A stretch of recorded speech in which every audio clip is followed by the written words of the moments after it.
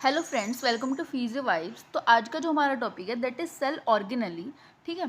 तो हमने इससे पहले वीडियो में पढ़ा था साइटोप्लाज्म।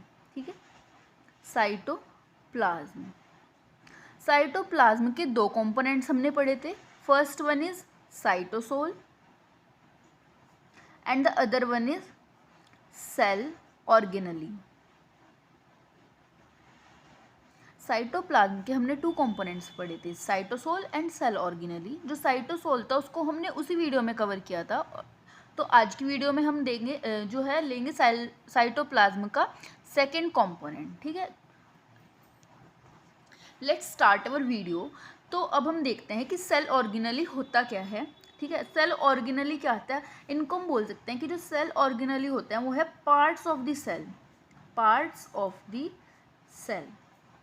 ठीक है, अब देखो जैसे कि हमने बोला, हाँ जी देखिए, जैसे हमारा एक ह्यूमन बॉडी प्रेजेंट होती है, एक ह्यूमन बॉडी है।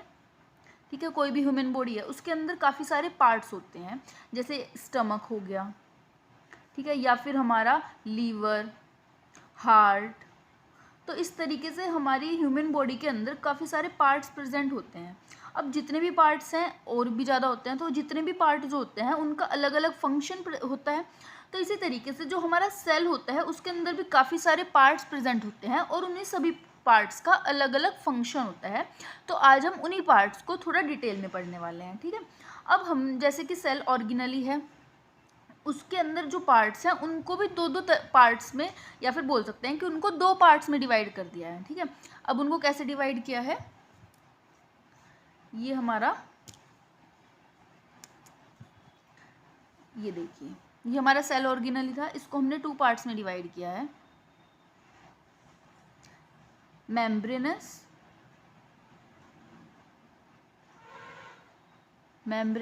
And other one is non membranes.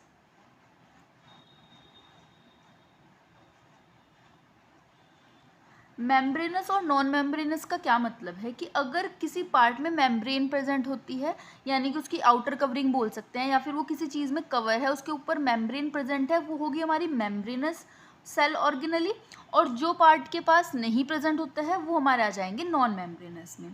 ठीक है, अब देखते हैं कि मेम्ब्रेनस और नॉन मेम्ब्रेनस में कौन कौन से पार्ट्स आते हैं। तो अभी तक हमने क्या पढ़ा कि जो सेल ऑर्गेनली होता है वो एक सेल के ही पार्ट्स प्रेजेंट होते हैं जिनमें काफ़ी सारे डिफरेंट डिफरेंट फंक्शंस होते हैं। उन पार्ट्स को हमने दो पार्ट्स में डिवाइड किया है, मेम्ब्रेनस एंड नॉन मेम्ब्रेनस में। तो मेम्ब्रेनस में कौन कौन से आ जाते हैं, जिनके पास भी उनकी कवरिंग या फिर मेम्ब्रेन प्रेजेंट होती है। ठीक है, तो जैसे सबसे पहले आएगा माइटोकॉन्ड्रिया। माइटोकॉन्ड्रिया आप सबने सुना भी होगा। Endoplasmic reticulum, plasmic reticulum, Golgi body,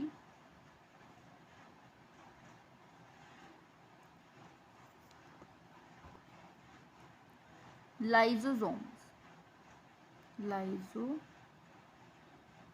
ये सब कौन से होंगे, मेम्ब्रेनस सेल ऑर्गेनली। जो नॉन मेम्ब्रेनस सेल ऑर्गेनली है उसमें आ जाते हैं राइबोसोम, साइटोस्केलेटन। अब हम क्या करेंगे, एक एक पार्ट को बहुत अच्छे से डिटेल में कवर करेंगे, तो वीडियो में एंड तक बने रहिए। तो सबसे पहले हम किसको पढ़ने वाले हैं, माइटोकॉन्ड्रिया। ठीक है, तो जो सबसे पहले हम सेल ऑर्गेनली पढ़ने वाले हैं वो होती है हमारी माइटोकॉन्ड्रिया। ठीक है, माइटोकॉन्ड्रिया अब हम देखते हैं कि होती क्या है। जो माइटोकॉन्ड्रिया होता है वो डबल मेम्ब्रेन बाउंड ऑर्गेनली है, डबल मेम्ब्रेन बाउंड ऑर्गेनली। ठीक है, डबल मेम्ब्रेन बाउंड ऑर्गेनली का क्या मतलब होता है, डबल मेम्ब्रेन बाउंड ऑर्गेनली का मतलब होता है कि एक ऑर्गेनली है जिसकी लेयर जो है वो डबल होती है। ठीक है, ऐसे ये है और इसमें डबल, जैसे हमने न्यूक्लियस में भी पढ़ा था कि वो डबल मेम्ब्रेनस होती है, इसी तरीके से जो माइटोकॉन्ड्रिया होता है वो भी डबल मेम्ब्रेन बाउंड ऑर्गेनली होता है। ठीक है, अब इसका फंक्शन क्या है कि ये करती क्या है, ये क्या करती है, जनरेट करती है एनर्जी। किसकी फॉर्म में, in the form of in the form of ATP. ठीक है, तो माइटोकॉन्ड्रिया क्या करता है, वो जनरेट करता है एनर्जी को in the form of ATP. ATP क्या होता है, एडिनोसाइन ट्राइफॉस्फेट।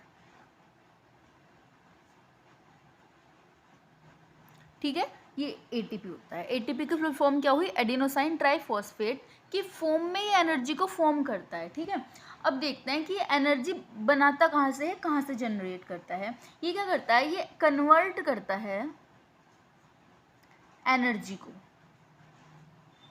सॉरी न्यूट्रिएंट्स को। यानी कि क्या करेगा, जैसे हमने कुछ भी न्यूट्रिएंट्स वगैरह ली, जैसे कार्बोहाइड्रेट्स हो गई या फिर होता है कार्बोहाइड्रेट्स, फैट्स, प्रोटीन, तो उन सभी न्यूट्रिएंट्स को क्या करेगा, ये एनर्जी में कन्वर्ट करेगा। लेकिन एनर्जी भी कौन सी, एटीपी एनर्जी। ठीक है, यानी कि देखिए इस तरीके से हम बोल सकते हैं, जो न्यूट्रिएंट्स है वो एनर्जी में कन्वर्ट होगी और एनर्जी भी कौन सी होगी, एटीपी। इतना समझ में आया। माइटोकॉन्ड्रिया के बारे में अभी तक हमने क्या पढ़ा कि माइटोकॉन्ड्रिया जो होता है वो डबल मेम्ब्रेन बाउंड ऑर्गेनली है। डबल मेम्ब्रेन मतलब वो बाई लेयर होती है और वो क्या करती है, वो एनर्जी को जनरेट करती है in the form of ATP. ठीक है, अब एनर्जी कहाँ से बनती है, जो भी हम न्यूट्रिएंट्स ले रहे हैं, जैसे कार्बोहाइड्रेट्स हो गई, ठीक है, कार्बोहाइड्रेट्स या फिर वाइटामिन्स हो गया, मिनरल्स हो गई, ये सभी हमारी न्यूट्रिएंट्स होती है। इनको वो कन्वर्ट करती है एनर्जी में, और एनर्जी भी किस फॉर्म में, एटीपी की फॉर्म में। इसीलिए माइटोकॉन्ड्रिया को हम पावर हाउस ऑफ सेल भी बोलते हैं, पावर हाउस ऑफ सेल। आप सबने सुना होगा पावर हाउस ऑफ सेल किसको बोला जाता है, माइटोकॉन्ड्रिया को। ओके, इतना समझ में आया। हाँ जी, तो अब हम देखते हैं स्ट्रक्चर। माइटोकॉन्ड्रिया का स्ट्रक्चर कैसा होता है, या फिर माइटोकॉन्ड्रिया किस तरीके से दिखाई देता है, उसके पार्ट्स क्या होते हैं, अब हम उसको पढ़ेंगे। तो जो माइटोकॉन्ड्रिया की शेप होती है ना, अगर हम शेप की बात करते हैं, तो जो शेप होती है माइटोकॉन्ड्रिया की, उसको हम बोल सकते हैं कि वो रोड शेप या फिर सॉसेज शेप का होता है। ठीक है, रोड शेप या फिर सॉसेज शेप का होता है। और जो लेंथ होती है, लेंथ कितनी होती है, 1 to 10 म्यूमीटर। ओके, इतना समझ में आया। अब देखते हैं कि वो कैसे दिखता है, रोड शेप या फिर सॉसेज शेप का होता है। तो सबसे पहले उसकी एक आउटर कवरिंग होती है, जिसको हम आउटर मेम्ब्रेन बोल सकते हैं। वो कुछ इस तरीके से दिखाई देती है। ठीक है, ये क्या हुई, इसको हमने बोल दिया आउटर मेम्ब्रेन। आउटर मेम्ब्रेन, अब इसमें आउटर मेम्ब्रेन है क्योंकि हमने जो अभी पढ़ा था, हमने पढ़ा था कि जो हमारा माइटोकॉन्ड्रिया होता है वो बाइलेयर होता है, या फिर उसको डबल मेम्ब्रेन भी बोला था। तो आउटर मेम्ब्रेन हुई तो इनर मेम्ब्रेन भी होगी। लेकिन इसकी इनर मेम्ब्रेन जो होती है वो सिंपल रोड शेप की नहीं होती है, उसमें कुछ फोल्ड्स प्रेजेंट होते हैं, इस तरीके से दिखाई देती है।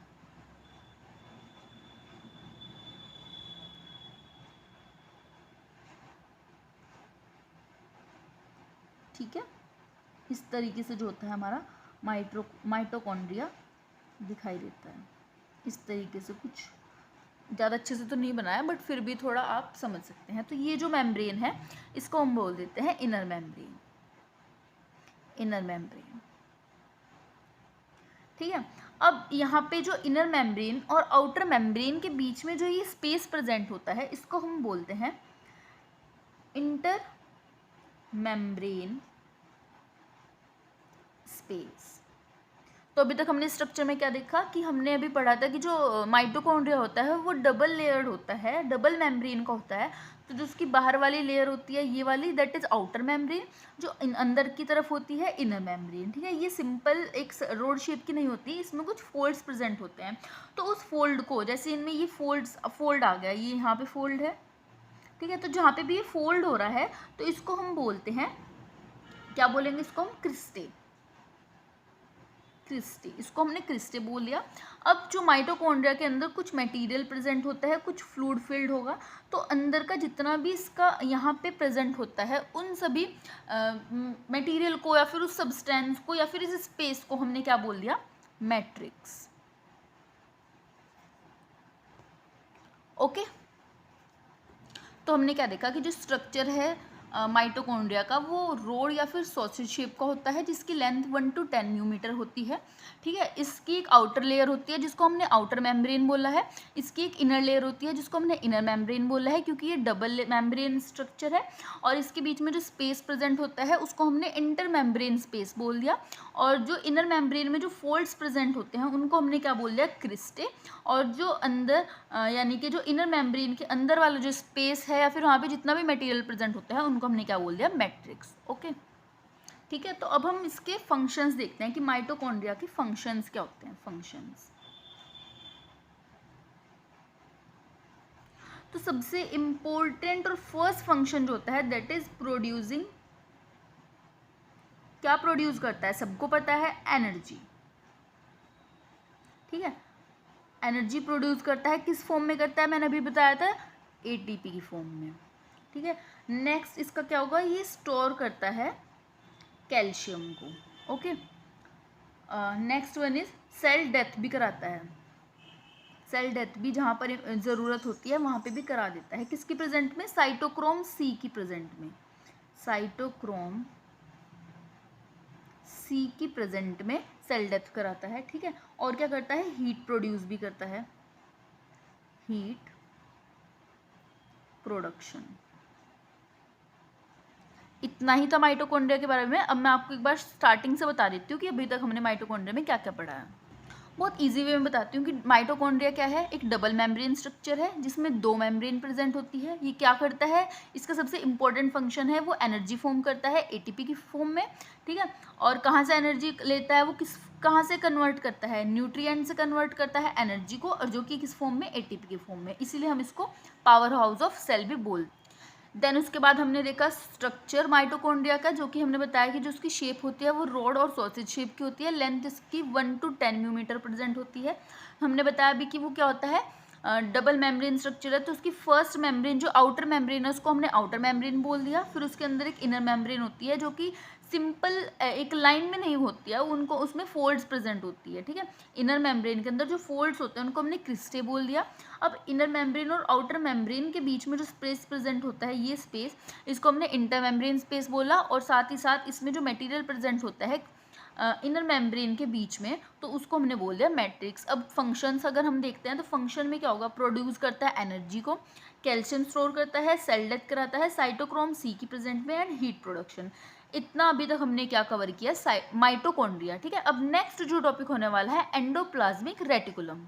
हाँ जी, तो हमारा जो नेक्स्ट टॉपिक है दैट इज एंडोप्लाज्मिक रेटिकुलम। ये हमारा सेकेंड ऑर्गेनली है जो कि मेम्ब्रेनस होती है। ठीक है, अब देखते हैं कि एंडोप्लाज्मिक रेटिकुलम होता क्या है। अब आप इसके नाम से ही देख लीजिए। ठीक है, इसके नाम में ही अगर हम इसको नाम को ही अगर हम डिवाइड कर दें तो उसी से हमको समझ में आ जाएगा कि ये होता क्या है। देखिए, एंडो, अगर हम इतना वर्ड देखते हैं, एंडो, एंडो मतलब होता है इनसाइड। अरे, इनसाइड। फिर plasmic means cytoplasm, and reticulum means network. अब आपको इसके नाम से ही समझ में आ गया होगा कि एंडोप्लाज्मिक रेटिकुलम होता क्या है। Endoplasmic reticulum is a network. क्या है, endoplasmic reticulum is a network of a membrane inside the cytoplasm. Simple. देखिए, endoplasmic reticulum is a network of membrane. किसका नेटवर्क है, मेम्ब्रेन का, inside the cytoplasm. Inside cytoplasm जो भी network है उसको हमने क्या बोल दिया, endoplasmic reticulum. That is very easy and simple. ठीक है, अब ये करता क्या है, इसका फंक्शन क्या है, ये क्या करता है, ये कनेक्ट करता है न्यूक्लियर मेम्ब्रेन। मतलब ये कहाँ से, ये क्या करता है, ट्रांसपोर्ट, सिंथेसिस या फिर स्टोरेज में हेल्प करता है। लेकिन ये कहाँ पे प्रेजेंट होता है, अगर हम देखते हैं तो इसका जो मेनली ये कहाँ पे कनेक्ट होता है, ये कनेक्ट होता है, it connects with nuclear membrane. अब आप बोलोगे कि किस तरीके से कनेक्ट होता है, हमने ऐसे सेल बनाया। ठीक है, सेल के सेंटर में हमारा न्यूक्लियर प्रेजेंट है, ये हमारी न्यूक्लियर मेम्ब्रेन हो गई। तो यहीं से हमारा निकलता है ऐसे एंडोप्लाज्मिक रेटिकुलम। ऐसे।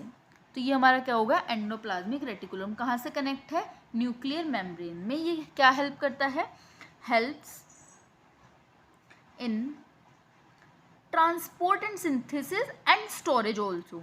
Transport, synthesis and storage.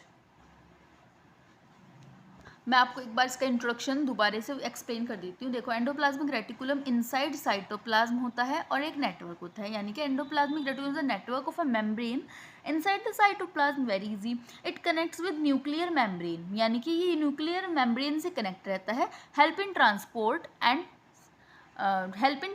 Synthesis and storage. Okay, यानी कि ट्रांसपोर्ट करने में हेल्प करता है किसी भी मटेरियल को, किसी भी सब्सटेंस को, या फिर सिंथेसिस करने में, बनाने में हेल्प करता है। स्टोरेज, इसमें हम स्टोर भी कर सकते हैं। ठीक है, तो मैं आपको एक बार एंडोप्लाज्मिक रेटिकुलम का स्ट्रक्चर दिखा देती हूँ। देखिए, ये हमारा एक सेल का स्ट्रक्चर है जिसके अंदर ये क्या है, हमारा न्यूक्लियस। और मैंने क्या बताया कि वो जो कनेक्ट रहता है, किससे कनेक्ट रहता है, हमारे न्यूक्लियर एनवलप से या फिर न्यूक्लियर मेम्ब्रेन से। ये हमारा न्यूक्लियस है। ये जो बाहर की ये लेयर जो है, बाय लेयर, इसको मैंने बोल दिया न्यूक्लियर एनवलप, और इसी से कनेक्टेड है ये जो ग्रीन पेन से आपको दिख रहा है, ये हमारा क्या हो गया, एंडोप्लाज्मिक रेटिकुलम। ओके, दिख रहा है आपको, स्ट्रक्चर समझ में आया कि किस तरीके से या फिर कहाँ पे सिचुएट होता है। तो इस तरीके से वो कनेक्ट होता है न्यूक्लियर एनवलप से। ये ग्रीन पेन से जितना भी आपको शो हो रहा है, दैट इज एंडोप्लाज्मिक रेटिकुलम। अब जो एंडोप्लाज्मिक रेटिकुलम होता है, ये हमारा जो है, ये 2 टाइप्स का होता है। ठीक है, कितने टाइप्स का होता है, 2 टाइप्स का।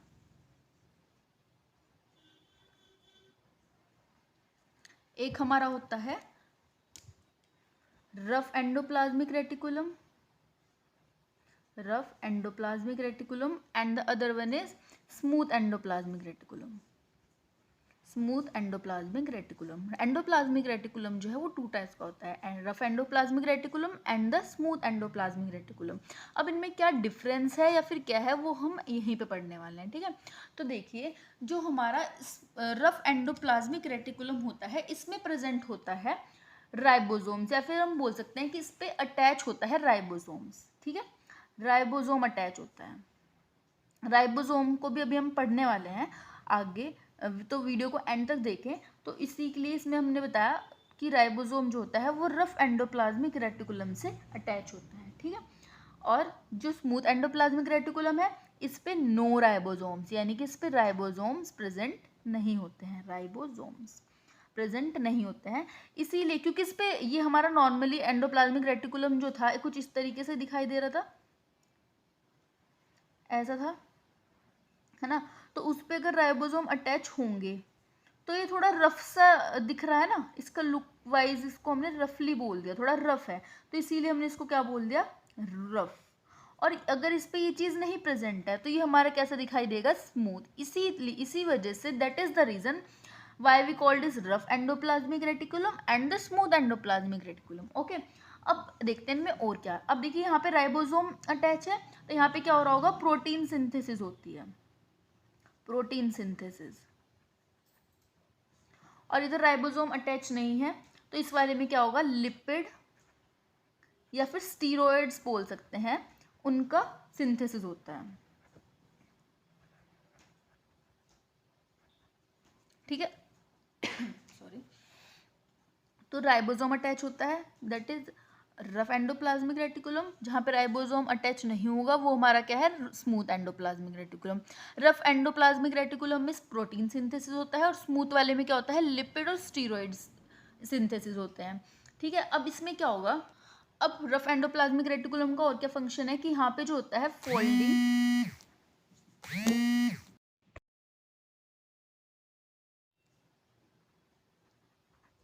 And modification of protein. यानी कि यहाँ पे क्या हो रहा है, प्रोटीन को फोल्डिंग किया जा रहा है, यानी कि प्रोटीन को एक तरीके से पैक हो रहा है या फिर उसको मॉडिफाई कर रहे हैं जिस तरीके से भी उसकी ज़रूरत है। तो वो सब कहाँ पे होता है, रफ एंडोप्लाज्मिक रेटिकुलम में। ओके, अब देखते हैं कि स्मूथ एंडोप्लाज्मिक के और क्या क्या फीचर्स हैं या फिर उसके फंक्शंस और क्या क्या होते हैं। ठीक है, यहाँ पे और क्या होता है, कैल्शियम का स्टोरेज होता है, कैल्शियम स्टोरेज। ठीक है, और क्या होता है, स्टोरेज भी कैल्शियम का होता है, एंड रिलीज, ठीक है, यानी कि स्मूथ एंडोप्लाज्म में कैल्शियम का स्टोरेज भी, उसको स्टोर भी करके रख सकते हैं और अगर कहीं पे ज़रूरत है तो उसको रिलीज भी कर सकते हैं। ठीक है, स्पेशली कहाँ पे होता है, सार्कोप्लाज्मिक रेटिकुलम में। सार्कोप्लाज्मिक, अब आपके लिए एक न्यू वर्ड आया है, सार्कोप्लाज्मिक, सार्कोप्लाज्मिक रेटिकुलम। अब आप पूछोगे किसके, तो टू टाइप्स थे, smooth endoplasmic and smooth endoplasmic reticulum. लेकिन ये भी सार्कोप्लाज्मिक क्या होता है, सार्कोप्लाज्मिक वो एंडोप्लाज्मिक रेटिकुलम है जो कि हमारे मसल्स में प्रेजेंट होता है। ठीक है, कहाँ पे प्रेजेंट होता है, इन मसल्स। ठीक है, और इसका क्या फंक्शन होता है, स्मूथ एंडोप्लाज्मिक का ही लेकिन ये फंक्शन है, या फिर हम बोल सकते हैं कि स्मूथ का ही पार्ट बोल सकते हैं, सार्कोप्लाज्मिक रेटिकुलम। ठीक है, और क्या फंक्शंस है इसका, डिटॉक्सिफिकेशन कराता है ड्रग्स की या फिर टॉक्सिन्स की, detoxification, detoxification of drugs and toxins.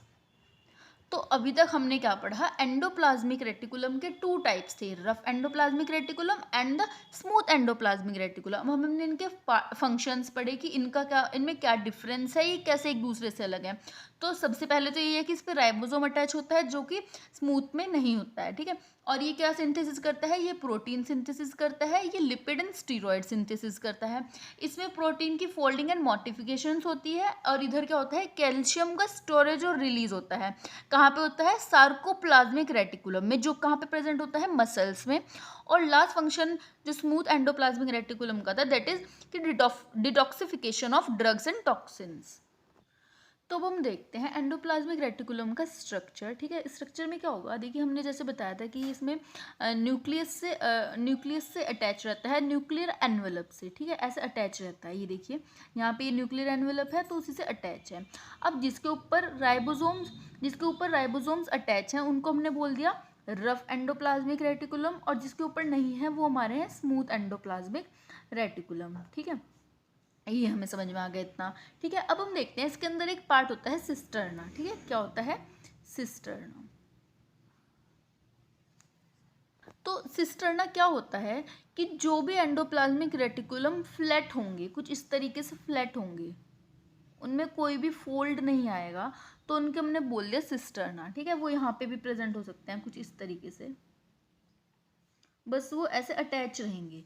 ठीक है, किससे, एंडोप्लाज्मिक रेटिकुलम से अटैच रहेंगे, लेकिन उनमें कोई भी एक ब्रांच नहीं होगी, वो फ्लैट होंगे, तो उनको हमने बोल दिया सिस्टर्ना। नेक्स्ट आ जाता है वेसिकल्स। वेसिकल्स एंडोप्लाज्मिक रेटिकुलम कैसे होते हैं, देखिए वो ना इस तरीके से अटैच नहीं रहते हैं। आप यहाँ पे देख रहे होंगे कि इसमें ना कुछ इस तरीके से वो कैसे फॉर्म होता है, ये यहाँ पे इस तरीके से निकला हुआ है कुछ, क्या बोल सकते हैं इसको, कुछ उभरा हुआ सा पार्ट है, जैसे यहाँ पे भी है ये। तो अब धीरे धीरे क्या होगा, जैसे जैसे टाइम जाएगा और ये बड़े होंगे तो ये यहाँ से डिटैच हो जाएंगे। ठीक है, तो यहाँ से जब ये डिटैच होंगे तो हमारा वेसिकल्स बन जाएंगे। ये यहाँ से डिटैच हुआ तो इधर एक बन गया, यहाँ से होगा तो इधर बन जाएगा। तो ये वाले ये जो बोले जाएंगे ये वेसिकल्स, इनको हमने बोल दिया एंडोप्लाज्मिक रेटिकुलम ही होंगे। लेकिन ये किसका क्यों है ये एंडोप्लाज्मिक रेटिकुलम, क्योंकि इसी का एक पार्ट है। ठीक है, अब इनको हम स्मॉल बबल्स भी बोल सकते हैं। जैसे हमारे सिस्टर्ना क्या था, फ्लैट सेल्स थे, फ्लैट सेक्स थे। इसी तरीके से जो हमारे वेसिकल्स होते हैं इनको हमने क्या बोल दिया, स्मॉल बबल्स। ठीक है, अब हमारा एक होता है ट्यूब्यूल्स। देखिए जैसे हमने, इनमें क्या होता है, इनमें ब्रांच होती है, ये देखिए जैसे ये ब्रांच जा रही है इसकी, तो इसी तरीके से इसमें क्या हो गया, ट्यूब्यूल्स ब्रांच वाले होते हैं, जिसमें ब्रांच प्रेजेंट होती है। इतना समझ में आया कि एंडोप्लाज्मिक रेटिकुलम की 3 स्ट्रक्चर होते हैं, एक सिस्टर्ना, ठीक है, एक होता है हमारा tubules, and the last one is vesicle. ठीक है, जो सिस्टर्ना होते हैं वो फ्लैट सेक्स होते हैं, ट्यूब्यूल्स क्या होते हैं, जिनमें ब्रांच प्रेजेंट होती है, एंड जो वेसिकल्स होते हैं, वेसिकल एंडोप्लाज्मिक रेटिकुलम, वो स्मॉल बबल की तरीके से दिखाई देते हैं।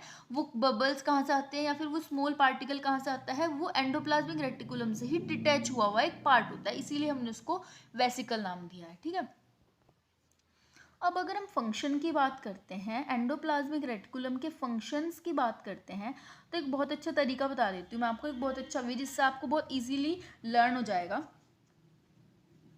ठीक है, तो देखिए सबसे पहले तो प्रोटीन सिंथेसिस। देखिए सबसे पहले हम देखते हैं कि इसके अंदर क्या क्या चीज़ें सिंथेसिस हो रही हैं। प्रोटीन सिंथेसिस होता है, फिर क्या होता है, lipid and steroids, lipid and steroids synthesis होंगे, ठीक है।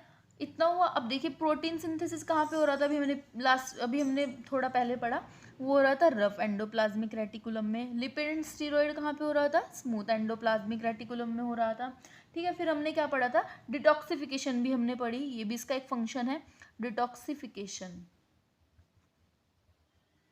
डिटॉक्सिफिकेशन कहाँ पे हो रही थी, it is also present in smooth endoplasmic reticulum, ठीक है। फिर था कैल्शियम स्टोरेज, ये जितने भी हमने अभी अलग करके पढ़ा था वो सब एंडोप्लाज्मिक रेटिकुलम के फंक्शंस हैं। कैल्शियम स्टोरेज, लेकिन ये कहाँ पे हो रहा था, हो तो रहा था स्मूथ में ही, लेकिन स्मूथ के भी एक मेन पार्ट में, दैट इज सार्कोप्लाज्मिक रेटिकुलम,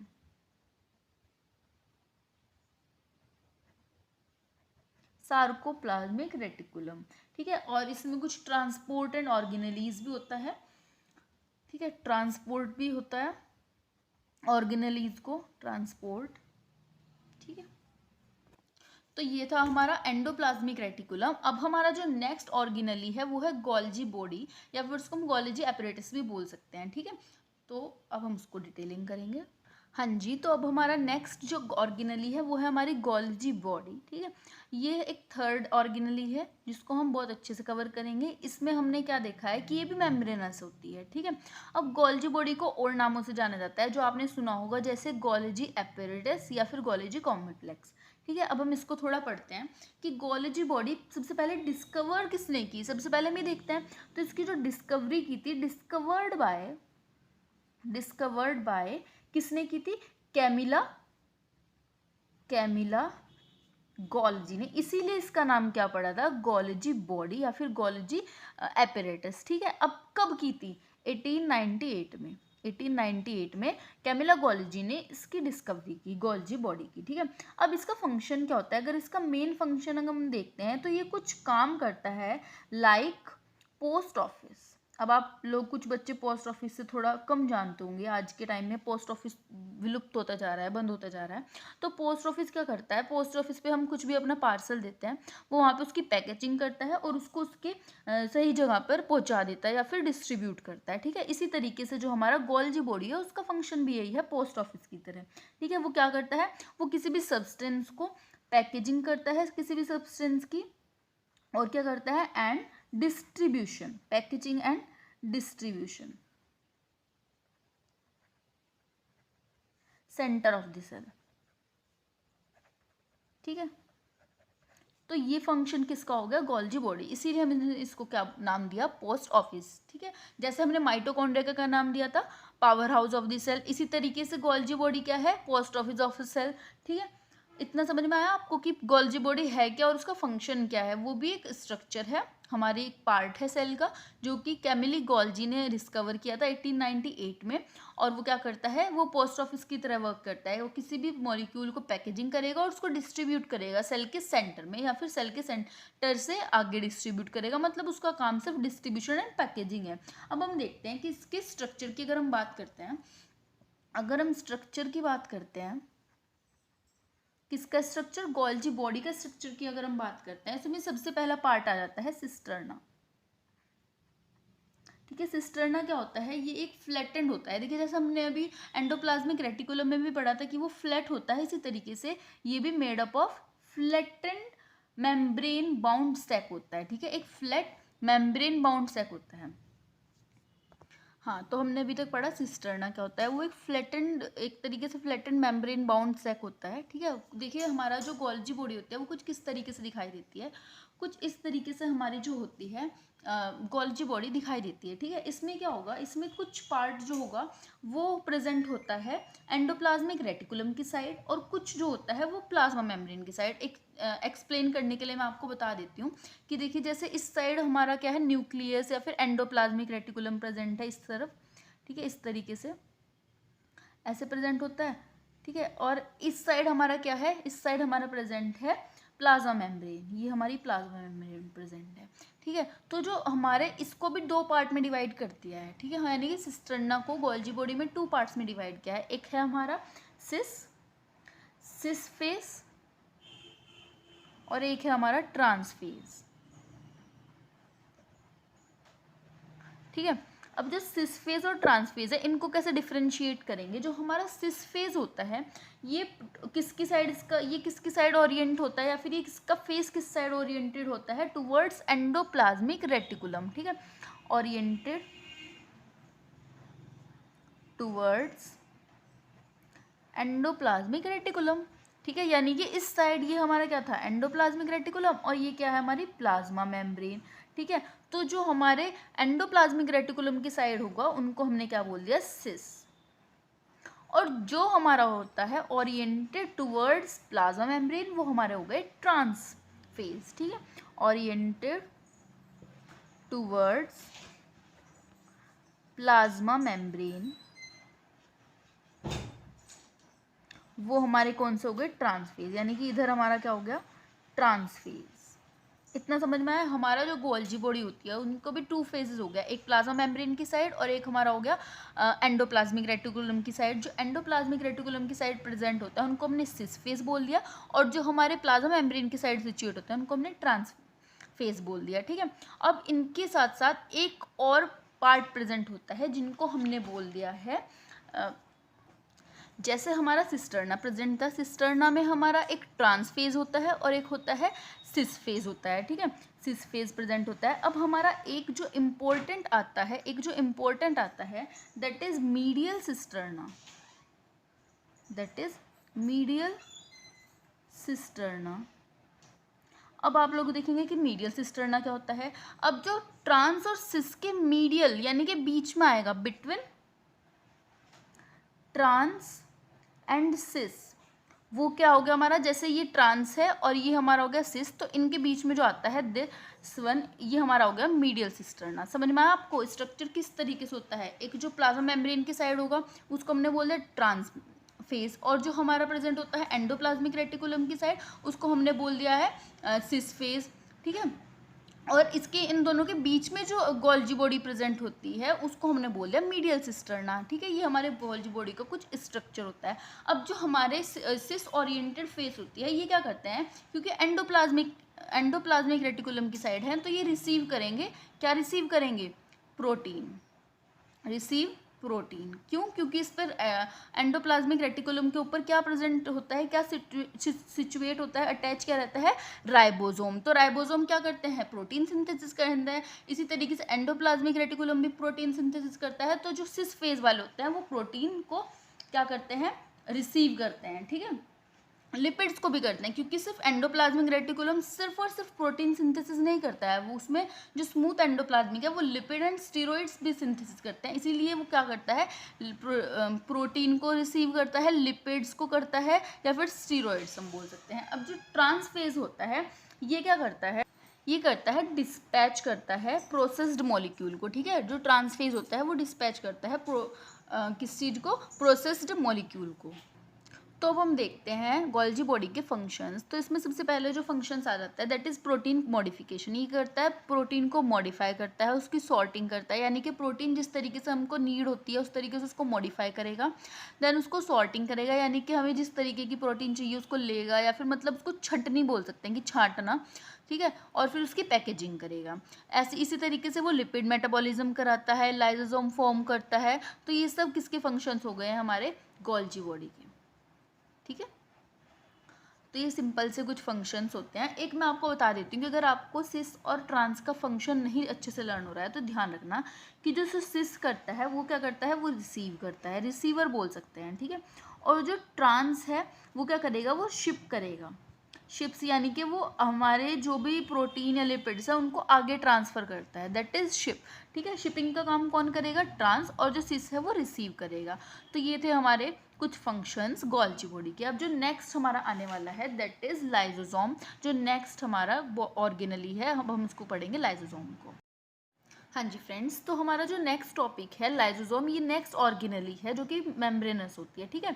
अब हम थोड़ा सा इसका इंट्रोडक्शन देखेंगे और ये देखेंगे कि ये होता क्या है। तो सबसे पहले हम देखते हैं किसका इसके डिस्कवरी किसने की, ये किस साइंटिस्ट के द्वारा डिस्कवर हुआ था। तो डिस्कवर्ड बाय, किसने डिस्कवर किया था, क्रिश्चियन डी ड्यू। ये एक साइंटिस्ट का नेम है, क्रिश्चियन डी ड्यू। इन्होंने डिस्कवर किया लाइसोसोम। कब किया था इन्होंने डिस्कवर किया 1955, ठीक है। यानी कि क्रिश्चियन डी ड्यू ने लाइसोसोम को सबसे पहले डिस्कवर किया 1955 में। अब ये होता क्या है, ऑल्सो known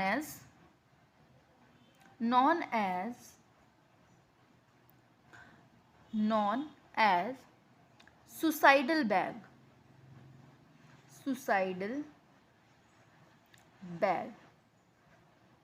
इसको हम सुसाइडल बैग के नाम से जानते हैं, ठीक है। या फिर हम इसको बोल सकते हैं digestive system of the cell, digestive system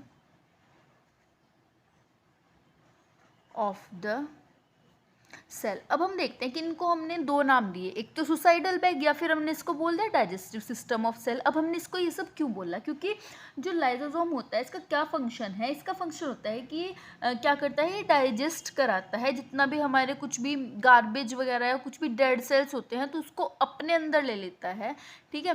या फिर वो कुछ भी वहाँ पे डाइजेशन में हेल्प करता है। जैसे हमारे बॉडी के अंदर भी, ह्यूमन बॉडी के अंदर डाइजेस्टिव सिस्टम प्रेजेंट होता है, हम कुछ भी इनसाइड जाएगा हमारी बॉडी के तो वो उसको डाइजेशन करेगा। इसी तरीके से जो लाइसोसोम होता है, जब भी सेल के अंदर कुछ एक्स्ट्रा सब्सटेंस जाता है, एक्स्ट्रा मॉलिक्यूल जाता है या फिर वो कुछ भी मॉलिक्यूल्स होते हैं तो उसको डाइजेशन में हेल्प करेगा। और अगर कुछ डेड सब्सटेंस होंगे तो उसको अपने अंदर रख लेगा, इसीलिए उसको सुसाइडल बैग भी बोला जाता है। कभी कभी क्या होता है, जो लाइसोसोम्स होता है वो खुद को भी खा लेता है, ठीक है। अगर खुद भी डैमेज है कहीं से या कुछ भी दिक्कत आ रही है तो वो खुद को भी खा लेगा, इसीलिए हमने इसको क्या बोल दिया, सुसाइडल बैग, ठीक है। जो लाइसोसोम होता है वो present almost all animal cells में होता है। जितने भी एनिमल सेल्स हैं उनमें सभी में जो होगा लाइसोसोम्स प्रेजेंट होता है, present in almost all animal cells, ठीक है। तो हमने क्या पढ़ा लाइसोसोम के बारे में कि सबसे पहले जो डिस्कवरी हुई थी लाइसोसोम की वो की थी क्रिश्चियन डी ड्यू ने 1955 में। इसको सुसाइडल बैग भी बोला जाता है और digestive system of the cell. जैसे ह्यूमन बॉडी के अंदर डाइजेस्टिव सिस्टम होता है, इसी तरीके से सेल के अंदर जो पार्ट है लाइसोसोम वो भी एक डाइजेस्टिव सिस्टम की तरह फंक्शन है उसका, उसी की तरह वर्क करता है। ये ऑलमोस्ट सभी एनिमल सेल्स में प्रेजेंट होता है, ठीक है। अब हम देखते हैं स्ट्रक्चर कैसा होता है। स्ट्रक्चर में क्या होगा, जो लाइसोसोम का स्ट्रक्चर है वो बहुत इजी सिंपल सा हम बोल सकते हैं। तो इसमें सबसे पहले क्या होगा, क्योंकि हमने ये कि कौन से पार्ट में पढ़ रहे हैं, मेम्ब्रेनस ऑर्गेनली पढ़ रहे हैं, तो मेम्ब्रेन बाउंड स्फेरिकल वेसिकल है ये, ठीक है। यानी कि एक स्फेरिकल शेप में है लेकिन इसके चारों तरफ मेम्ब्रेन प्रेजेंट होती है, ठीक है। तो इसको हमने क्या बोल दिया, मेम्ब्रेन बाउंड स्फेरिकल वेसिकल यानी कि अलग से एक वेसल अलग से पड़ा होता है, ठीक है। स्फेरिकल वेसिकल मेम्ब्रेन है और एक वेसिकल की तरीके से, ठीक है। इसके चारों तरफ एक मेम्ब्रेन बाउंड होती है, तो इसके लिए हमने इसको क्या बोला है, मेम्ब्रेन बाउंड स्फेरिकल वेसिकल। अब इस मेम्ब्रेन के अंदर एक एंजाइम प्रेजेंट होता है, यहाँ पे एक एंजाइम प्रेजेंट होता है जो क्या करता है, कौन सा एंजाइम प्रेजेंट होता है, एसिड हाइड्रोलेज। इसके अंदर कौन सा एंजाइम प्रेजेंट होगा, एसिड हाइड्रोलेज। अब क्या होगा, जो ये एंजाइम है, तो जो ये एंजाइम है ये कब एक्टिव होगा, ये एक्टिव होता है एसिडिक पीएच पे। जब भी एसिडिक हो जाएगा हमारा पीएच या फिर सेल का पीएच जब एसिडिक होगा तो ये एंजाइम जो है वो क्या हो जाता है, एक्टिव हो जाता है, ठीक है। और ये मेंटेन क्या करता है, ये जो एंजाइम है ये मेंटेन करता है, क्या मेंटेन करता है, मेंटेन होता है किसके थ्रू, प्रोटॉन पंप के थ्रू, ठीक है। Maintain by proton pump. तो इस स्ट्रक्चर में अभी तक हमने क्या पढ़ा कि जो स्ट्रक्चर होता है वो मेम्ब्रेन बाउंड होता है, यानी कि उसमें मेम्ब्रेन प्रेजेंट होती है स्फेरिकल वेसिकल के तरीके से, ठीक है। इसके अंदर एक एंजाइम प्रेजेंट होता है जिसको हमने एसिड हाइड्रोलेज बोल दिया। ये कब एक्टिव होता है? ये एक्टिव होता है जब एसिड पीएच हो जाता है, एसिडिक होती है जो पीएच, और ये क्या मेंटेन कर प्रोटोन पंप के थ्रू ये मेंटेन रहता है कि इसको कम ज़्यादा वो चीज़ जो इसकी मेंटेनेंस है वो प्रोटोन पंप के थ्रू रहती है, ठीक है, लाइसोसोमल मेम्ब्रेन पे, ठीक है। अब ये क्या करता है, ये प्रेजेंट होता है जो that surrounded by a single unit membrane that protects the self from self digestion, यानी कि जो ये हमारा जो भी लाइसोसोम है वो एक सिंगल यूनिट मेम्ब्रेन के थ्रू सराउंड रहता है, ठीक है। यानी कि इसकी जो मेम्ब्रेन है वो एक सिंगल यूनिट मेम्ब्रेन के थ्रू जो है सराउंड रहती है, उसके चारों तरफ रहती है। किस वजह से? ताकि ये खुद को ही डाइजेस्ट ना कर ले, ठीक है। यूनिट मेम्ब्रेन दैट वो खुद को प्रोटेक्ट करती है, दैट प्रोटेक्ट द सेल को भी और खुद को भी, मतलब जितने भी सेल के पार्ट्स बोल सकते हैं, फिर सेल को वो प्रोटेक्ट करती है किस चीज़ से? From self digestion. तो इस तरीके का कुछ होता है, स्ट्रक्चर प्रेजेंट होता है लाइसोसोम का, ठीक है। एक सिंपल हमारा मेम्ब्रेन बाउंड रहता है स्फेरिकल वेसिकल, जिसके अंदर एसिड हाइड्रोलेज प्रेजेंट होता है, जो पीएच जो है हमारा एसिडिक होगा तब जाके वो एक्टिव होता है, और ये प्रोटोन पंप के थ्रू मेंटेन रहता है। और ये क्या करता है? ये सेल्फ डाइजेशन से हेल्प करता है, प्रोटेक्ट रखता है या फिर हेल्प करता है कि सेल्फ डाइजेशन ना हो सके। अब अगर हम लाइसोसोम्स के टाइप्स की बात करते हैं, ठीक है, टाइप्स ऑफ लाइसोसोम। तो जो लाइसोसोम्स होते हैं वो मेनली 3 टाइप्स के होते हैं, ठीक है। मेनली कितने टाइप्स के होते हैं? 3 टाइप्स के। First one is primary lysosome. Second one is secondary lysosome.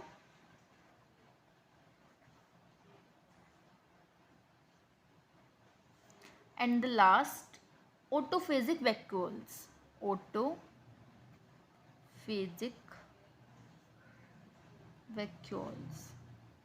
अब ये तीनों जो है एक दूसरे से कैसे अलग हैं? सबसे पहले हम बात करते हैं प्राइमरी ऑटोफेजिक की, ठीक है। अब देखते हैं हम प्राइमरी ऑटोफेजिक, तो अब हम देखते हैं प्राइमरी लाइसोसोम की। तो सबसे पहले जो प्राइमरी लाइसोसोम होता है ये होता है न्यूली फॉर्म्ड। अगर हमारा कोई भी लाइसोसोम न्यू बना है, छोटा सा है, तो उसको मैंने बोल दिया ये न्यूली फॉर्म है। प्राइमरी कौन से होते हैं? न्यूली फॉर्म, ठीक है। स्मॉल होते हैं, small in size, small vesicles बोल सकते हैं इनको हम, स्मॉल वेसिकल्स, ठीक है। समझ में आया? यानी कि छोटे साइज के होते हैं, इस तरीके से छोटे साइज के होंगे, और जो नए नए लाइसोसोम्स बने होते हैं that is the primary lysosome. अगर हम सेकेंडरी लाइसोसोम की बात करते हैं, form by the fusion of primary lysosome, ठीक है। यानी कि जब प्राइमरी लाइसोसोम्स क्या होंगे, एक दूसरे से, मान लीजिए ये भी एक प्राइमरी है, ये भी, जब एक दूसरे से फ्यूज करके थोड़ा बड़ा बनेगा, यानी कि form by the fusion of primary. जब प्राइमरी में फ्यूजन होगा तो उसकी वजह से सेकेंडरी बनते हैं, प्लस और क्या होगा इसमें? एंडोसाइटिक वेसिकल। जब इसमें एंडोसाइटिक वेसिकल्स अटैच हो जाएंगे, यानी कि सेकेंडरी कौन से होंगे? जिसमें फॉर्म होंगे vesicles by fusion of the primary and endocytic vesicles, ठीक है। तो उसको हमने बोल दिया सेकेंडरी वेसिकल। ये क्या करता है? इनका इन्वॉल्वमेंट किस में रहता है? Involve in digestion of external material, यानी कि किसी भी एक्सटर्नल मटेरियल को अगर डाइजेस्ट करना होता है तो उसमें कौन हेल्प करते हैं? सेकेंडरी मटेरियल, सेकेंडरी लाइसोसोम्स, ठीक है। ये भी मैं लिख देती हूँ, involve in digestion of external material. कोई भी एक्सटर्नल मटेरियल है, अगर उसको हमें डाइजेस्ट करना है तो वो कौन सा लाइसोसोम कराएगा? कौन से टाइप का? Secondary lysosome. प्राइमरी लाइसोसोम का मान लीजिए कि कोई फंक्शन ही होता है, या फिर हम बोल सकते हैं कि इसके अंदर जो एंजाइम प्रेजेंट होता है, ठीक है, कंटेन इनएक्टिव एंजाइम। इसके अंदर जो एंजाइम होगा वो क्या होगा? इनएक्टिव रहता है, ठीक है, यानी कि वो एक्टिव नहीं होगा। बस छोटा सा एक वेसिकल अगर कहीं पे आपको दी जाता है कि माइक्रोस्कोप वगैरह में कि छोटा वेसिकल है, उसका साइज़ भी छोटा है और उसके अंदर जो एंजाइम है वो इनएक्टिव है, यानी कि वो प्राइमरी लाइसोसोम है। और अगर प्राइमरी लाइसोसोम्स को हम फ्यूज़ कर लेंगे विद एंडोसाइटिक वेसिकल्स के साथ, तो वो हमारा सेकेंडरी लाइसोसोम हो जाता है। ये क्या करता है, ये डाइजेशन करता है एक्सटर्नल मटेरियल को। अब हमारा जो थर्ड टाइप आता है दैट इज ऑटोफेजिक वैक्यूल्स। इसका क्या काम होता है, ये कैसे बनता है, ये बनता है फ्यूजन ऑफ प्राइमरी, यानी कि ये तो सेम चीज़ होगी, फ्यूजन ऑफ प्राइमरी प्लस जैसे इसके अंदर ऐड हो रहा था एंडोसाइटिक वेसिकल, इसके अंदर क्या हुआ plus intracellular organelle for degradation of worn out cell components. यानी कि मतलब इसमें क्या होता है, एक बार मैं लिख देती हूँ, fusion of primary plus intracellular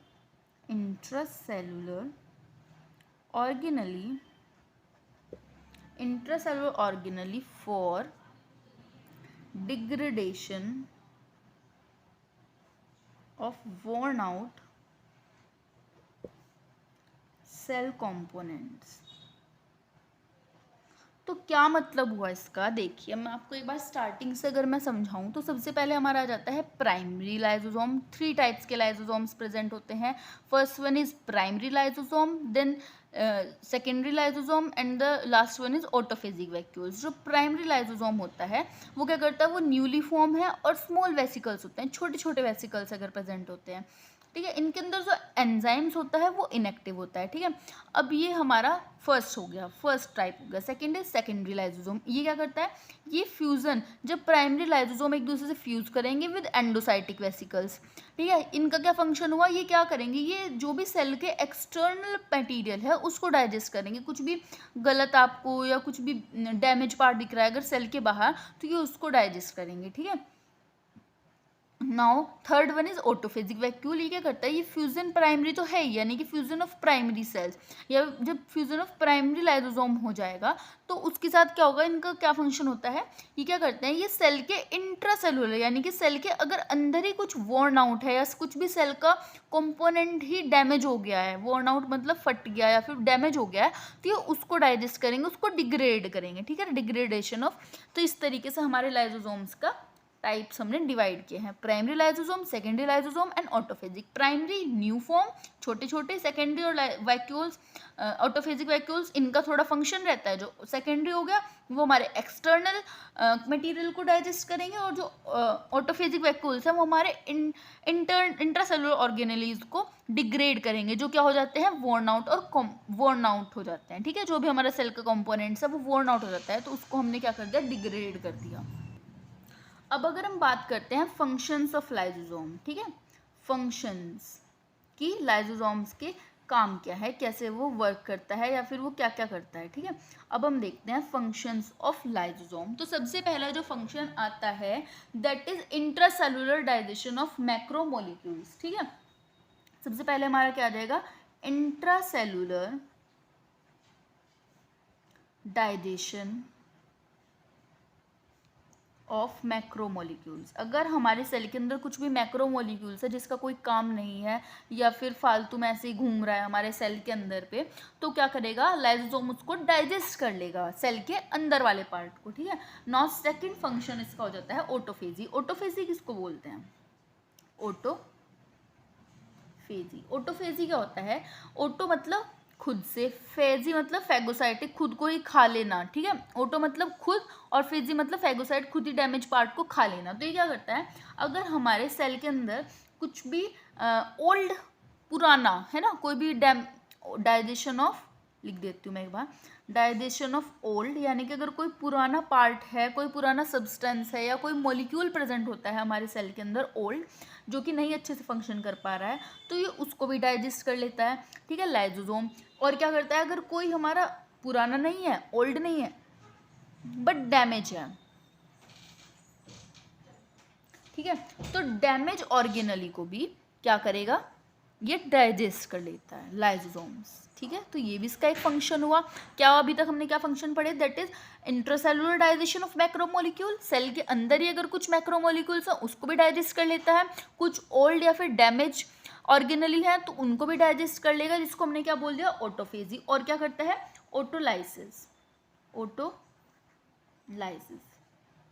autolysis मतलब वो खुद को ही कंप्लीट डाइजेशन बोल सकते हैं कि, यानी कि कंप्लीट सेल्फ डाइजेशन, ठीक है, ऑफ सेल। क्या मतलब हुआ इसका, कि अगर हमारा कोई भी सेल के अंदर कुछ भी डिसफंक्शनिंग हो रही है या कुछ भी खराबी हो रही है तो क्या करेगा लाइसोसोम, उसको खुद ही डाइजेस्ट कर लेगा, ठीक है। इसी वजह से क्या बोला जाता है, लाइसोसोम को हमने सुसाइडल बैग भी बोला था, याद है आपको, सुसाइडल बैग। तो दैट इज द रीजन कि हमने जो लाइसोसोम को सुसाइडल बैग बोला था, क्योंकि वो खुद को ही डाइजेस्ट कर लेता है, ठीक है। नाउ और इसका क्या होता है, डिफेंस मैकेनिज्म भी होता है, खुद को बचाने का भी काम करता है। ऐसा तो नहीं है ना कि वो खुद को मतलब बना भी रहा है सेल और खुद ही उसको डाइजेस्ट भी करता जा रहा है, सुसाइड कर रहा है, नहीं। अगर कुछ उसमें प्रॉब्लम है तो वो खुद को डाइजेस्ट करेगा, तो खुद को ऑटोलाइसिस होगी उसकी, ठीक है। लेकिन अगर डिफेंस मैकेनिज्म भी थी, जैसे मैंने आपको बताया था कि उसके अंदर कुछ एंजाइम्स प्रेजेंट होते हैं जो कि सेल्फ डाइजेशन को रोकने का काम करते हैं, तो डिफेंस मैकेनिज्म भी प्रेजेंट होता है, ठीक है। एक फंक्शन और होता है, that is secretory function. Secretory function यानी ये सिक्रीशन भी करता है हमारा लाइसोसोम, ठीक है। तो ये लाइसोसोम के कुछ फंक्शंस हुए जो बहुत अच्छे और इजी हैं, जैसे कि मतलब मेनली समझ लीजिए कि वो कुछ भी ख़राब हो रहा है, अगर सेल के अंदर कुछ भी डैमेज पार्ट है, पुराना पार्ट है, तो सिर्फ वो उसको क्या करेगा, उसको डैमेज पार्ट को डाइजेस्ट करेगा। और अगर उसने खुद को ही कर लिया, इसीलिए हमने उसको सुसाइडल बैग भी बोल दिया, क्योंकि वो खुद को भी कर लेता है, जिसको हमने ऑटोलाइसिस बोला। तो अभी तक हमने क्या पढ़ा, अभी तक हमने पढ़ा सेल ऑर्गेनली के कुछ पार्ट्स पढ़े, जो कि कौन से थे, सेल ऑर्गेनलीज के कुछ मेम्ब्रेनस पार्ट्स पढ़े, जो कि कौन से थे, माइटोकॉन्ड्रिया पढ़ा। और हमने क्या पढ़ा, हमने पढ़ा एंडोप्लाज्मिक रेटिकुलम पढ़ा, गोल्जी बॉडी पढ़ी हमने, और हमने क्या पढ़ा, लाइसोसोम्स। ये सब कौन से थे, ये थे मेम्ब्रेनस पार्ट, ठीक है। अब हमारा जो नेक्स्ट पार्ट आता है दैट इज नॉन मेम्ब्रेनस, जिसमें मेम्ब्रेन प्रेजेंट नहीं होती है। तो अब हम क्या पढ़ेंगे, अब हम पढ़ेंगे राइबोसोम, ठीक है। देन उसके बाद हम कवर करेंगे साइटोस्केलेटन। तो वीडियो को एंड तक देखें। लॉन्ग हो रही है हमारी वीडियो, लंबी बन रही है, बट उसमें आप एक एक चीज़ बहुत अच्छे से कवर करेंगे तो आपको इजी रहेगा। करने वाले हैं नॉन मेम्ब्रेनस ऑर्गेनली। तो नॉन मेम्ब्रेनस ऑर्गेनली में जो सबसे पहला पार्ट आता है, सबसे पहले हम पढ़ेंगे राइबोसोम, ठीक है, राइबोसोम्स। तो राइबोसोम्स क्या होता है, राइबोसोम्स जो होता है वो प्रेजेंट रहता है सभी लिविंग सेल्स में, प्रेजेंट इन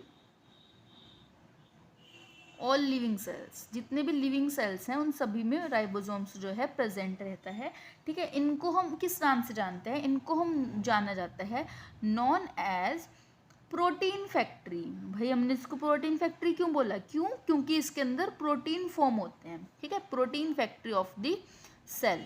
क्यों बोला, क्योंकि इसके अंदर क्या होता है, प्रोटीन फैक्ट्री है, क्योंकि इसके अंदर प्रोटीन फॉर्म हो रहे हैं, ठीक है।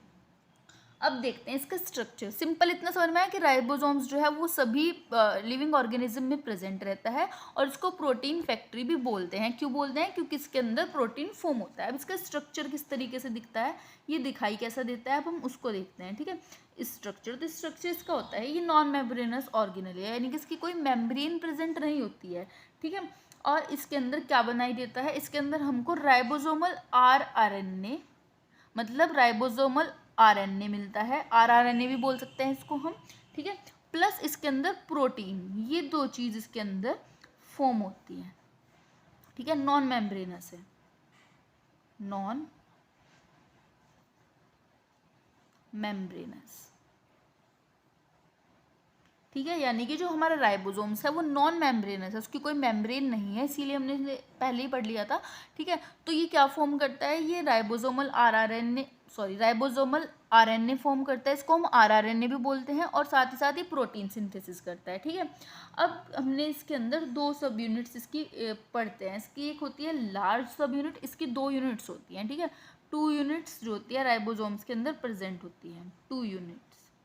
तो वो 2 यूनिट्स कौन सी होती है, जो 2 यूनिट्स प्रेजेंट होती है उसमें एक हमारी आ जाती है लार्ज सब यूनिट बोल दें उसको, सब यूनिट्स, और एक हमारी होती है स्मॉल सब यूनिट्स। अच्छा, तो इसका एक सबसे इम्पोर्टेंट जो चीज़ होती है कि ये जो होती है हमारा स्ट्रक्चर जो होता है, लोकेशन इसकी क्या रहती है कि हमारे राइबोसोम कहाँ कहाँ पे लोकेटेड रहते हैं। या आपने ना अभी हमने जैसे काफ़ी सारे पार्ट्स में पढ़ा कि एंडोप्लाज्मिक रेटिकुलम में भी प्रेजेंट है, माइटोकॉन्ड्रिया में भी प्रेजेंट है, या फिर और भी हमने पार्ट्स पढ़े सेल के तो वहाँ पे भी प्रेजेंट है। तो किस तरीके से इतनी जगह सिचुएट है, अब हम देखते हैं इसकी लोकेशन क्या रहती है। ठीक है, लोकेशन यानी कि कहाँ कहाँ पे ये सिचुएटेड रहती है। तो इसकी जो सबसे पहली लोकेशन हम देखते हैं दैट इज फ्री। फ्री मतलब कहीं भी जाए हमें फ़र्क नहीं पड़ता, मतलब ये फ्री है, यानी कि इधर से उधर फिरती रहते हैं। यानी कि सबसे पहले ये क्या है, फ्लोट इन साइटोप्लाज्म।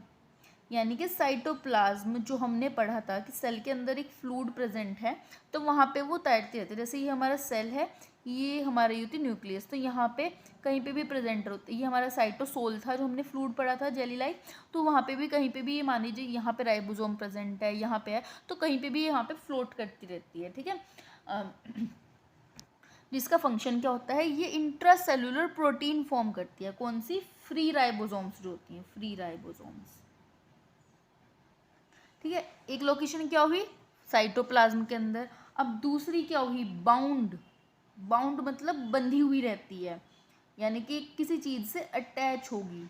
तो ये बाउंड ऑर्गेनली कहाँ पे होती है, अटैच रहती है टू रफ एंडोप्लाज्मिक रेटिकुलम। जैसे हमने अभी पढ़ा था ऊपर, हमने RER पढ़ा था, रफ एंडोप्लाज्मिक रेटिकुलम, तो उसमें हमने पढ़ा था कि वो रफ क्यों था, क्योंकि उसमें राइबोसोम जो था वो अटैच था, इसीलिए एक क्या हो गई, बाउंड। ठीक है,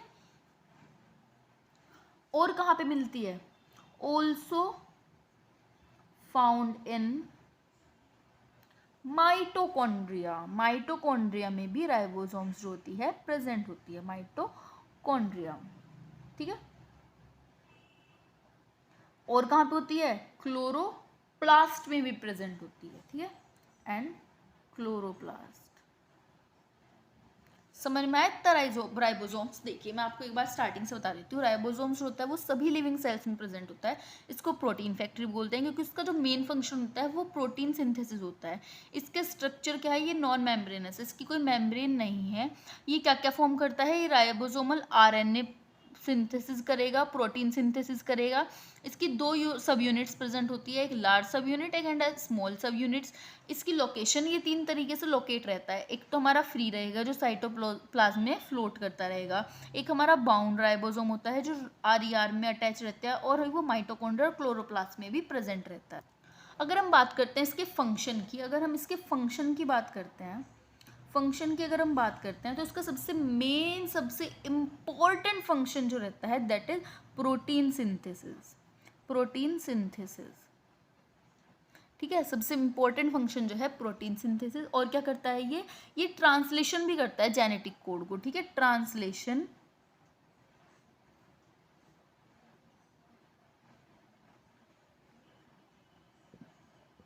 जेनेटिक कोड, कौन सा, mRNA, यानी कि मैसेंजर RNA। राइबोसोम के बारे में पढ़ा, ये बहुत ही छोटा सा और इम्पोर्टेंट भी है, बहुत छोटा सा है और इम्पोर्टेंट भी है। ये सिंपल इसका फंक्शन क्या है कि ये प्रोटीन फैक्ट्री है, यानी कि प्रोटीन सिंथेसिस करता है, इसका मेन फंक्शन यही है। ठीक है, अब हम नेक्स्ट जो ऑर्गेनली पढ़ने वाले हैं दैट इज साइटोस्केलेटन। अब जो नेक्स्ट ऑर्गेनली है वो है साइटोस्केलेटन। ये भी एक ऑर्गेनली है जो कि नॉन मेम्ब्रेनस है। अब हम इसके बारे में पढ़ते हैं कि ये होती क्या है। ठीक है, ये क्या करती है, ये नेटवर्क है, नेटवर्क ऑफ प्रोटीन फिलामेंट्स, यानी कि इसके अंदर कुछ प्रोटीन फिलामेंट्स होते हैं, उसका एक नेटवर्क बना हुआ है। ठीक है, network of protein filaments, protein filament से बना हुआ एक नेटवर्क जिसको हमने बोल दिया साइटोस्केलेटन। ठीक है, ये इसका फंक्शन क्या है, it provides shape, strength, movement and transport functions. ठीक है, it provides strength, shape, movement and transport function. ठीक है, अभी तक हमने क्या पढ़ा कि साइटोस्केलेटन जो है वो प्रोटीन फिलामेंट का बना हुआ एक नेटवर्क है। वो सारे जो प्रोटीन फिलामेंट एक दूसरे से कनेक्ट हो जाएंगे तो वो एक नेटवर्क बना लेंगे। ठीक है, वो हमारा क्या है, साइटोस्केलेटन। ये क्या करता है, ये हमारे सेल को एक शेप प्रोवाइड करता है, उसकी स्ट्रेंथ कराता है, मूवमेंट में हेल्प करता है और ट्रांसपोर्ट भी कराता है। कुछ फंक्शन इसका मेन इंपॉर्टेंट जो है वो ट्रांसपोर्ट भी है। ठीक है, अब हम देख लेते हैं कि कॉम्पोनेंट्स की, जो साइटोस्केलेटन है उसके कॉम्पोनेंट्स वो किस किस चीज़ से मिलकर बना है या उसके अंदर क्या क्या पार्ट्स आते हैं। ठीक है, तो जो हमारा सबसे पहला है, first one is microfilament. Microfilament, ठीक है, ये जो माइक्रोफिलामेंट होता है ये क्या होता है, माइक्रोफिलामेंट जो है वो स्मॉलेस्ट होता है। इसमें जो भी प्रोटीन फिलामेंट्स है उसमें ये स्मॉल होता है। ठीक है, स्मॉल है, स्मॉलेस्ट इन साइज है, स्मॉलेस्ट होता है साइज में। ठीक है, और ये एक्टिन से बना होता है, made up of actin. Actin एक प्रोटीन ही होती है, लेकिन ये एक्टिन प्रोटीन से बना हुआ है, जिसको हमने क्या बोल दिया, microfilament. Now next one is, हमारा जो सेकंड होता है उसको हमने बोल दिया इंटरमीडिएट फिलामेंट। इंटरमीडिएट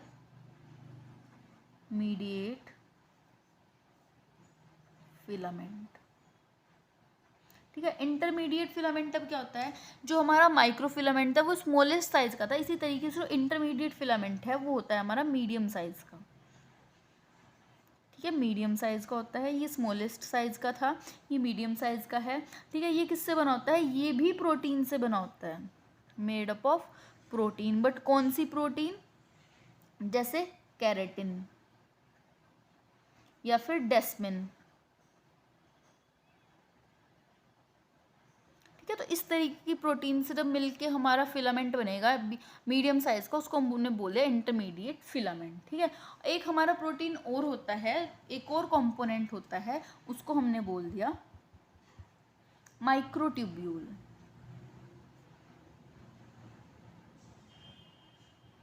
माइक्रोट्यूब्यूल्स, ठीक है। अब जो माइक्रोट्यूब्यूल्स होता है ये क्या होता है, ये हमारा रहता है लार्जेस्ट साइज का, लार्जेस्ट होता है ये साइज में, लार्ज होता है साइज में, तो ये लार्जेस्ट साइज है। ठीक है, ये किससे बना होता है, ये ट्यूबुलिन डिमर्स से बना होता है। ठीक है, made up of tubulin dimmers. ठीक है, अब हम देखते हैं ये सब क्या थे, ये हमने जो तीन पार्ट पढ़े ये क्या है, ये है कंपोनेंट्स। किसके कंपोनेंट्स, कंपोनेंट्स ऑफ साइटोस्केलेटन। समझ आया इतना, साइटोस्केलेटन। ठीक है, पहला है microfilament, intermediate filament and the microtubules. जो माइक्रो यानी कि माइक्रो मतलब छोटा, तो स्मॉलेस्ट साइज, इंटरमीडिएट मीडिएट मतलब बीच में आता है, और मीडिया मतलब मीडियम साइज का। ठीक है, तो मीडियम साइज का हो गया। माइक्रो ट्यूब्यूल्स, ये ट्यूब्यूल साइज का होता है, तो लार्ज साइज का हो गया। ये किससे बना होगा, एक्टिन से, ये प्रोटीन से बना होता है। अपन ये तो सभी प्रोटीन से है, लेकिन ये कैरेटिन और डेस्मिन प्रोटीन से बना है। और जो माइक्रोट्यूब्यूल होता है वो लार्जेस्ट साइज का होता है और ट्यूबुलिन डायमर्स से बना होता है। ठीक है, इतना समझ में आया, ये था हमारा साइटोस्केलेटन। एक बार मैं आपको सारा शुरू से रिवाइज करा देती हूँ। ठीक है, जितने भी हमारे ऑर्गेनेलीज है, मेम्ब्रेनस एंड नॉन मेम्ब्रेनस। तो सबसे पहले हमने पढ़ा था माइटोकॉन्ड्रिया के बारे में, जिसमें हमने देखा था कि वो डबल मेम्ब्रेन बाउंड ऑर्गेनेली है। ठीक है, वो क्या करती है, वो एनर्जी फॉर्म करती है। ये कहाँ से फॉर्म करती है, जितने भी हम न्यूट्रिएंट्स ले रहे हैं अपनी बॉडी में, तो वो एनर्जी फॉर्म करती है एटीपी की फॉर्म में। ठीक है, इसको हम पावर हाउस ऑफ सेल भी कुछ इस तरीके से स्ट्रक्चर हमने दिखाया था माइटोकॉन्ड्रिया का, जिसमें एक आउटर मेम्ब्रेन थी, इनर मेम्ब्रेन थी, और जो बीच में इन दोनों की स्पेस है उसको हमने इंटर मेम्ब्रेन स्पेस बोला था। जो ये इनर मेम्ब्रेन के जो फोल्ड्स प्रेजेंट होते हैं इनको हमने क्रिस्टे बोला, और जितना भी क्रिस्टे या फिर इनर मेम्ब्रेन के बीच में जितना भी पार्ट्स प्रेजेंट था उसको हमने क्या बोल दिया, मैट्रिक्स। ठीक है, इसके बाद हमने पढ़ा एंडोप्लाज्मिक रेटिकुलम, यानी कि it is a network of a membrane inside the cytoplasm. ये कनेक्ट रहता है विद न्यूक्लियर मेम्ब्रेन, जो कि ट्रांसपोर्ट, सिंथेसिस एंड स्टोरेज में हेल्प। फिर हमने देखा जो एंडोप्लाज्मिक रेटिकुलम होता है वो 2 टाइप्स का होता है, rough endoplasmic reticulum and smooth endoplasmic reticulum. जो रफ होता है वो रफ इसलिए होता है क्योंकि उसमें राइबोसोम अटैच होता है उसकी लेयर पे, उसके ऊपर अटैच होता है और इसमें नहीं होती, इसलिए स्मूथ होता है। जो रफ एंडोप्लाज्मिक रेटिकुलम तो उसमें अंदर प्रोटीन सिंथेसिस होता है, वो प्रोटीन को मॉडिफाइड करता है, फोल्ड करता है, ठीक है। और जो उधर अदर हैंड जो हमारा स्मूथ एंडोप्लाज्मिक रेटिकुलम होता है वो क्या करता है, वो कैल्शियम स्टोरेज करता है, कैल्शियम रिलीज करता है, कहाँ पे, मसल के अंदर जो सार्कोप्लाज्मिक रेटिकुलम होती है वहाँ पर, ठीक है। और क्या करता है, detoxification of drugs and toxin. फिर हम एंडोप्लाज्मिक रेटिकुलम का उसके कुछ फंक्शंस देखे। फिर हमने गोल्जी बॉडी पढ़ी, उसको डिस्कवर किया था कैमिला गोल्जी ने, ये एक पोस्ट ऑफिस की तरह वर्क करता है, ठीक है। फिर हमने लाइजोसोम्स पढ़े जिनको हमने सुसाइडल बैग या फिर डाइजेस्टिव सिस्टम भी बोला था, ठीक है। इसके अंदर हमने एसिड हाइड्रोलेज एंजाइम्स प्रेजेंट होता है जो एसिडिक पीएच पे एक्टिव होता है, ठीक है। लाइजोसोम्स के हमने 3 पार्ट्स पढ़े थे, primary lysosome, secondary lysosome and autophagic vacuoles, इसको भी हमने बहुत अच्छे से पढ़ा। फिर हमने राइबोसोम कवर किया, देन फिर हमने क्या कवर किया साइटोस्केलेटन। अब देखिए ये बहुत ही लेंथी वीडियो बन गया है, बट मैं आपको एक बात बता देती हूँ, मैं आपको एक टेबल के थ्रू बता दूंगी कि हम एक एक पार्ट का या फिर एक एक ऑर्गेनली के फंक्शन को कैसे लर्न करते हैं, एक स्मॉल वे में मैं आपको बताती हूँ, एक ईजी वे में कि हम उनको कैसे याद कर सकते हैं। आप बहुत ईजी वे में अच्छे से आपको याद रहेगा, ठीक है। एक टेबल फॉर्म में मैं बताती हूँ। तो ये देखिए ये हमारा है सेल ऑर्गेनली के फंक्शंस, या फिर हम इनको निक नेम भी बोल सकते हैं। आप बहुत इजीली याद कर सकते हैं, जो हमने पूरी वीडियो में अभी तक कवर किया। बहुत लॉन्ग वीडियो बन गई, बट आप इस टेबल को याद करके आप पूरी वीडियो को मिनट्स में, सेकंड्स में याद कर सकते हैं, ठीक है। जैसे माइटोकॉन्ड्रिया को हमने power house of the cell बोला, एंडोप्लाज्मिक रेटिकुलम को network of membrane, Golgi body हमारी पोस्ट ऑफिस यानी कि जो पैकेजिंग और डिस्ट्रीब्यूशन का वर्क कर रही थी, lysosome suicidal bag, digestive system, ठीक है। राइबोसोम्स क्या थे, प्रोटीन फैक्ट्री, साइटोस्केलेटन हमारा क्या था, स्केलेटन सिस्टम। तो आप इसका स्क्रीनशॉट ले सकते हैं, ठीक है। ये बहुत ही इजी रहेगा, आपको पूरी वीडियो को लर्न करने में कुछ मिनट्स में या कुछ सेकंड्स में आप इसको याद कर सकते हैं, ठीक है। इसका स्क्रीनशॉट ले लीजिए ताकि आपको आगे भी ये हेल्प करे। तो जो हमारी सेल की सीरीज़ थी, तो पूरा हमने अच्छे से एक सीरीज़ स्टार्ट की हुई थी सेल की, तो उसमें कुछ हमने पार्ट्स में वीडियोस को डाला, पार्ट 1 पार्ट 2। तो आप अगर आपने अभी तक स्टार्टिंग वीडियोस नहीं देखे हैं तो आप पहले जाकर उनको भी देख लें। मैं सभी का जो लिंक है वो मैं डिस्क्रिप्शन बॉक्स में डाल दूँगी, ठीक है। और अगर आपको किसी भी तरीके का डाउट हो तो आप कमेंट बॉक्स में कर सकते हैं, उसमें आपको आंसर मिलेगा। और अगर आपको हमारी किसी भी वीडियोज़ के प्रॉपर नोट्स चाहिए, हैंड रिटन नोट्स, तो वो आपको हमारे टेलीग्राम चैनल या फिर इंस्टाग्राम चैनल पर मिलेंगे, इंस्टाग्राम अकाउंट पर। तो आप जाकर उनको भी फॉलो कर सकते हैं, ठीक है। तो वहाँ पे आपको हैंड रिटन नोट्स मिलेंगे बहुत अच्छा और ईजी वे में। और ऐसी और वीडियोज़ के लिए आप हमारे चैनल को सब्सक्राइब करें और वीडियो को लाइक एंड शेयर करें, ताकि हमारी और जितनी भी अच्छी वीडियोज़ आए या फिर हमारी जितनी वीडियोज़ आए उनका जो नोटिफिकेशन है वो आपके मोबाइल पर या आपके फ़ोन पे आ जाए। तो आप हमारे चैनल को सब्सक्राइब करें। Thank you.